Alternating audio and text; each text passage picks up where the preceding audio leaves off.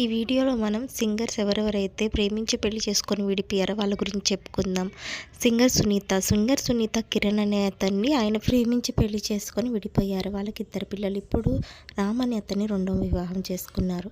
తర్వాత సింగర్ కౌసల్య గారు కూడా పెళ్లి చేసుకొని విడిపోయారు. దానికి కారణం వాళ్ళ హస్బెండ్ చాలా టార్చర్ పెట్టడంతో చాలా రోజులు బాబు కోసం భరించడం జరిగింది. దాని తర్వాత తట్టుకోలేక విడిపోయారు. ఇప్పుడు బాబుతో ఉంటారు.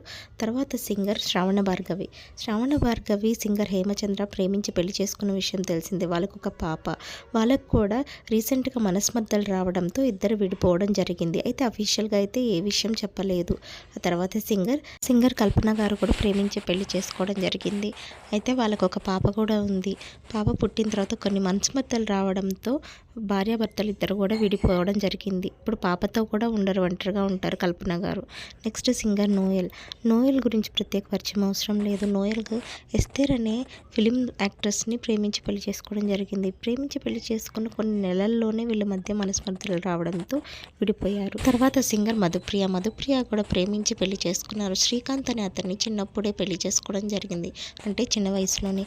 వాళ్ళిద్దరి మధ్య కూడా మనస్మర్థలు రావడంతో ఇప్పుడు విడిపోవడం జరిగింది.